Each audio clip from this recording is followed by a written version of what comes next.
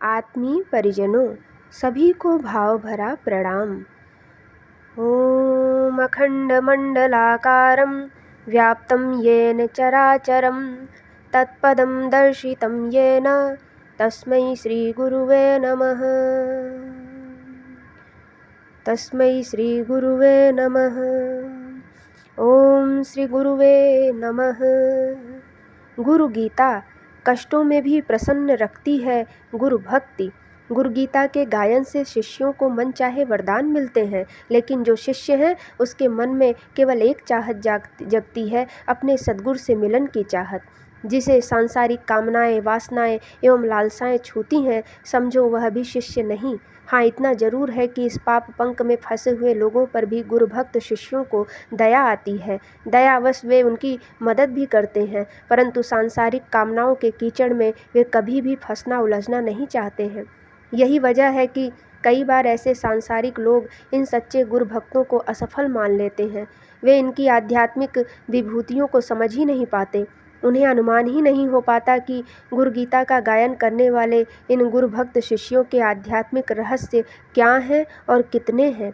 यदि उनके जीवन में साधनाओं के साथ परेशानियां भी हैं तो इनके कारण क्या हैं।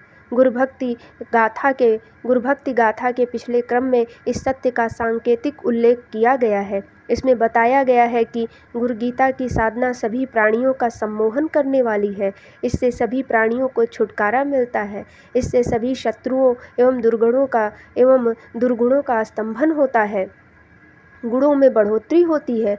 गुरु गीता की यह साधना दुष्कर्मों का नाश करके सत्कर्मों की सिद्धि देती है। इस साधना से सभी असाध्य कार्य साध्य होते हैं एवं नवग्रहों की पीड़ा दूर होती है। दुस्वप्नों का फल नष्ट होता है। बंध्या स्त्री भी इस साधना से पुत्रवती बनती है। इस साधना के द्वारा स्त्रियां अपने सौभाग्य को चिरस्थायी बनाती हैं। इस प्रकरण को विस्तार देते हुए भगवान भोलेनाथ पराम्बा माँ भगवती से कहते हैं, आयुर आरोग्यम ऐश्वर्यम पुत्र पौत्र प्रवर्धनम अकामतः स्त्री विधवा जपान मोक्षमवाप्नुयात् अवैधव्यम स कामातु लभते चान्य जन्मनि सर्वदुःखभयं विघ्नं नाशे इच्छापहारकं सर्वबाधाप्रशमनं धर्मार्थकाममोक्षदं यं यं चिन्तयते कामं तं तं प्राप्नोति निश्चितं कामितस्य कामधेनु कल्पनाकल्पपादपः चिन्तामणिः चिन्तितस्य सर्वमङ्गलकारकम् मोक्ष हेतु जपते नित्यं मोक्षश्रियं वाप्नुयात् भोग कामो जपेद्यो वै तस्य काम फलप्रदम्। गुरु गीता के विधि पूर्वक अनुष्ठान से आयु, आरोग्य, ऐश्वर्य एवं पुत्र पौत्रों की वृद्धि होती है। विधवा स्त्री यदि निष्काम भाव से इसका पाठ करे तो उन्हें मोक्ष मिलता है। यदि वे सकाम भाव से पाठ करें तो उन्हें अगले जन्म में अचल सौभाग्य की प्राप्ति होती है। गुरु गीता के पाठ से सभी दुख, भय, विघ्न एवं शापों का नाश होता है। इसकी साधना सभी बाधाओं का शमन करके धर्म, अर्थ, काम एवं मोक्ष देने वाली है। यहाँ तक कि साधक जो भी इच्छा करता है वे सभी इच्छाएं इससे निश्चित ही पूरी होती हैं। यह गुरु गीता का पाठ कामना पूर्ति के लिए कामधेनु है, कल्पनाओं को साकार करने वाला कल्पतरु है, यह चिंताओं को दूर करने वाली चिंतामणि है। इससे सभी का सब तरह से मंगल होता है। मोक्ष की इच्छा से जो इसका पाठ करता है उसे मोक्ष लक्ष्मी की प्राप्ति होती है। भोग की इच्छा से पाठ करने वाले को मनवांछित भोग मिलते हैं। भगवान शिव के इन वचनों में गहरी सार्थकता एवं रहस्यमयता है। कई बार सामान्य जन इसकी रहस्यमयता के कारण गुरु गीता की साधना की सार्थकता नहीं समझ पाते।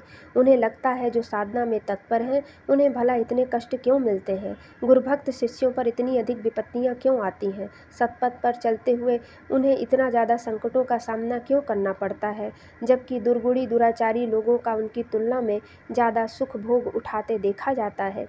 इन बातों के अटपटे रहस्यों का भेद करने में इन साधारण लोगों की बुद्धि हतप्रभ रह जाती है। उन्हें इस आध्यात्मिक उलटबासी में न कोई सार्थकता नजर आती है और न कोई यथार्थता। ऐसे लोग सदा सदा अपने बौद्धिक प्रपंचों में उलझे रहकर साधना, तपस्या एवं सत्कर्मों से दूरी बनाए रखते हैं। इस प्रसंग में एक बड़ी मोहक कथा है। यह कथा पंजाब प्रांत के संत बाबा लाल के बारे में है। बाबा लाल बड़े पहुँचे हुए फकीर थे। उनकी अलौकिक शक्तियों एवं यौगिक विभूतियों के कारण न केवल सामान्य जन बल्कि पीर फकीर एवं शहजादे बादशाह भी अभिभूत रहते थे। शहजादा का बड़ा बेटा दारा शिकोह भी उनका भक्त था। इस बात से कम लोग वाकिफ हैं कि वह अपने पीर मुर्शिद सूफी सरमद से मिलने के पहले से वह बाबा लाल जी से मिला था। वह इन्हें लाल पीर जी कहा करता था। शहजादा दारा शिकोह का मन सूफियाना था। उसे परमात्मा से सच्ची लगन थी।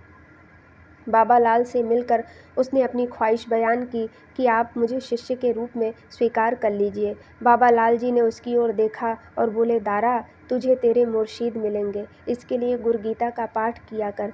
दारा शिकोह उन दिनों उपनिषदों का फारसी में अनुवाद कर रहे थे। उन्होंने बाबा लाल की बात मानकर गुरगीता का पाठ प्रारंभ किया। इसके प्रभाव से उन्हें अपने पीर मुर्शिद सूफी सरमद से मुलाकात हुई।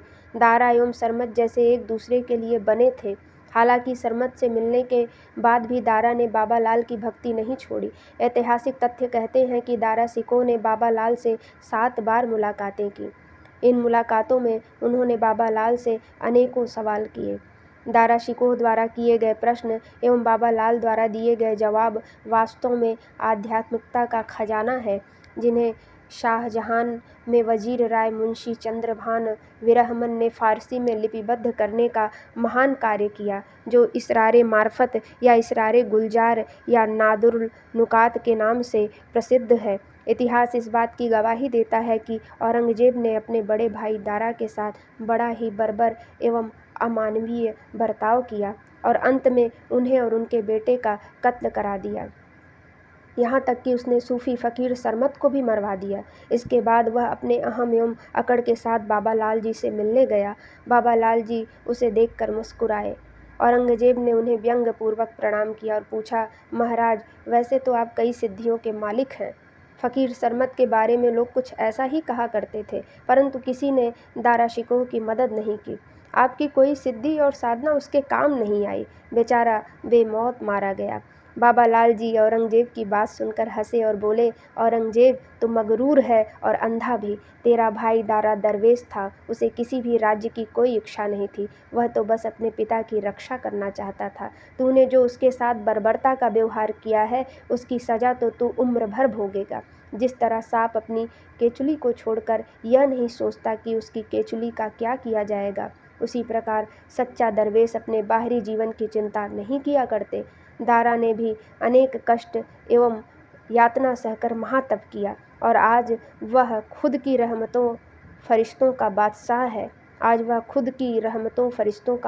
है। तू देखना चाहता है तो देख।